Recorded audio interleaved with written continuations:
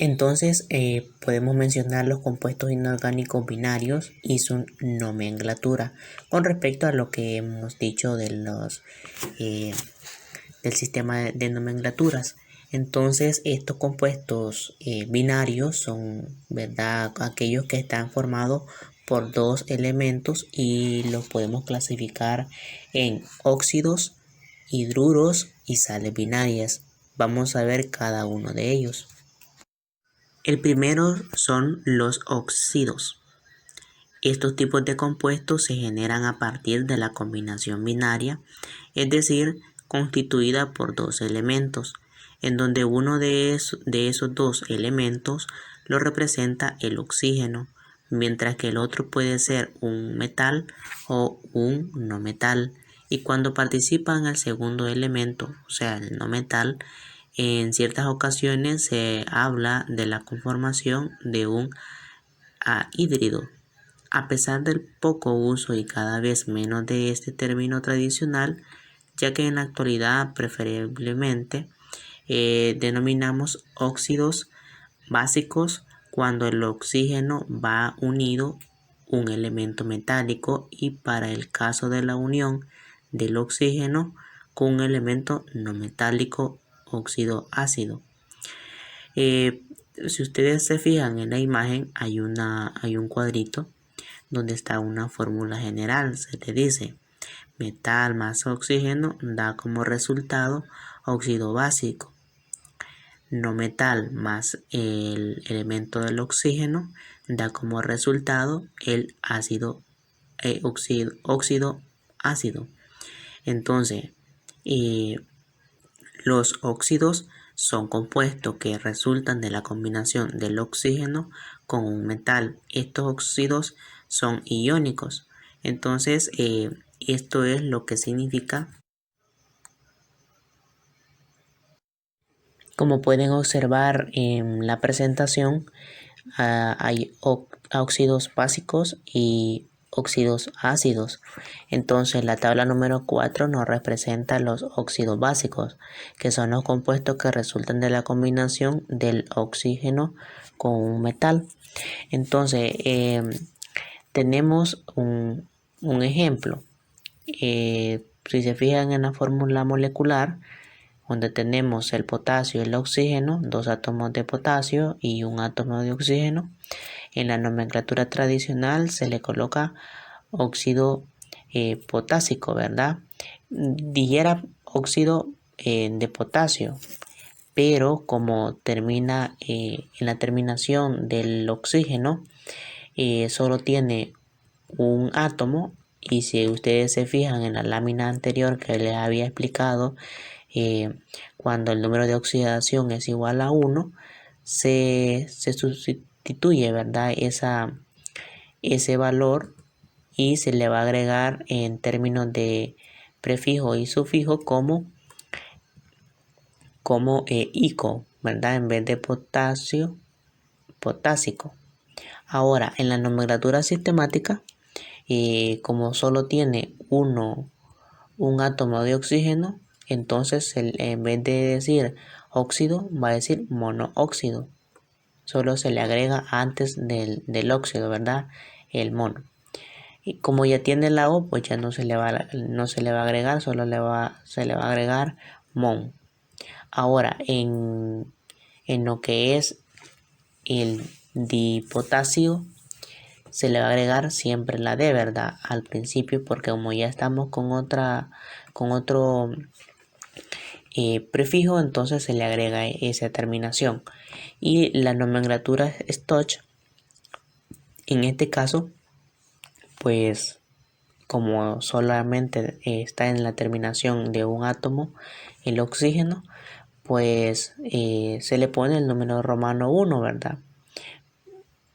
Y así sucesivamente hay otros ejemplos como el óxido férrico, ¿verdad? Está en terminación de los 3 átomos del oxígeno. Y pues viendo la tabla, cuando está el número de oxidación del 3, se le agrega lo que es el prefijo, ¿verdad?, ico. Y en nomenclatura sistemática, pues tenemos que el trióxido de hierro, ¿verdad? Porque está en el número 3. O sea que para poder identificar estos nombres, ¿verdad? Tienen que tener a la par las 3 tablitas y con la fórmula molecular que van a trabajar. Ahora, en el caso de óxidos ácidos, en la tabla número 5, pues allí cambia en el sentido de que ya no estamos trabajando con metales, sino que estamos trabajando con oxígeno y con un no metal. Ahora, mencionando un ejemplo, está el anhídrido sulfúrico, ¿verdad? Realmente está dos elementos químicos, que sería el azufre y el oxígeno.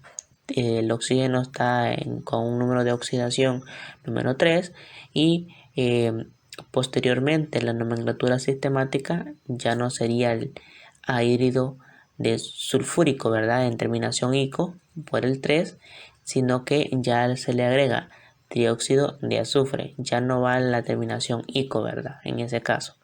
Y la nomenclatura Stokes, pues solo se le agrega el óxido de azufre y el número romano, ¿verdad? En este caso, pues estamos con el número 3, número romano número 3. Entonces solo se le pone el nombre y el número romano.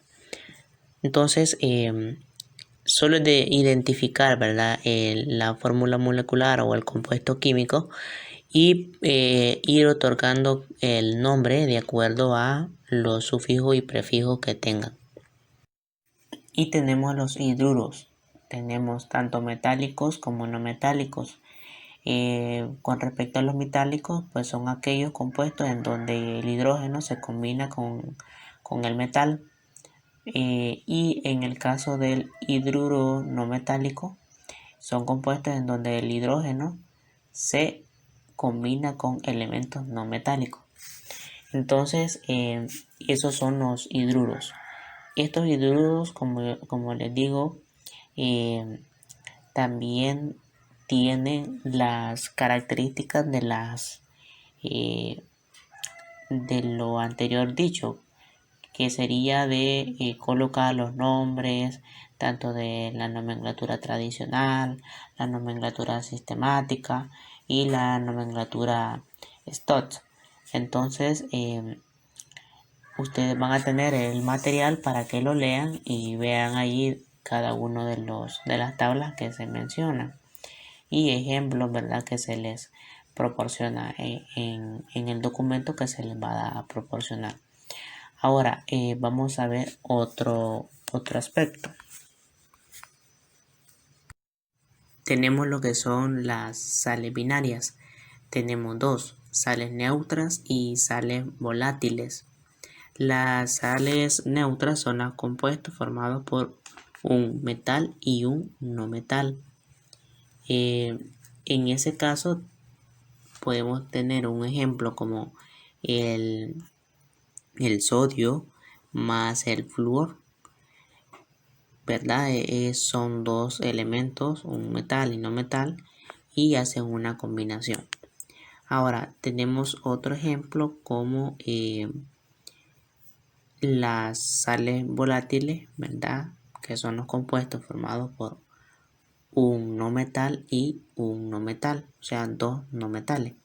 Por ejemplo, el cloro y el carbono. Entonces los dos se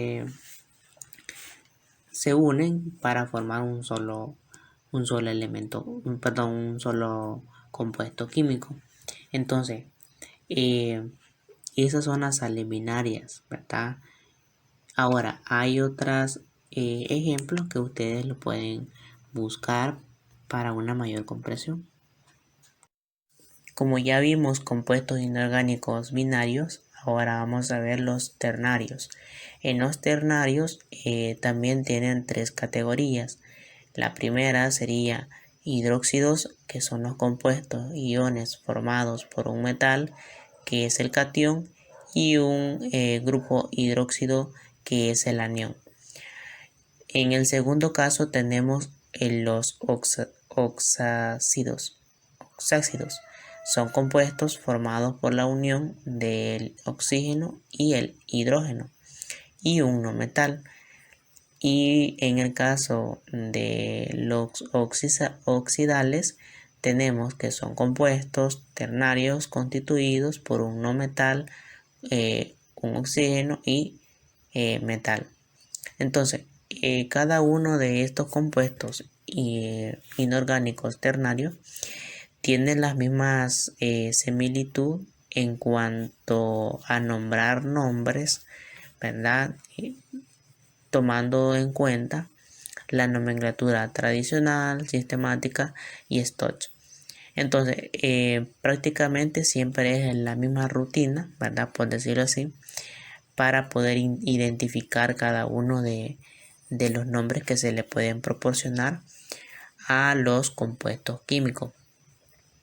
Como les dije, van a tener un material para que lo lean también y puedan darse cuenta ustedes de los diferentes ejemplos que se les mencionan en las diferentes tablas, ¿verdad? Y que identifiquen y se familiaricen con cada uno de los términos que este día hemos visto.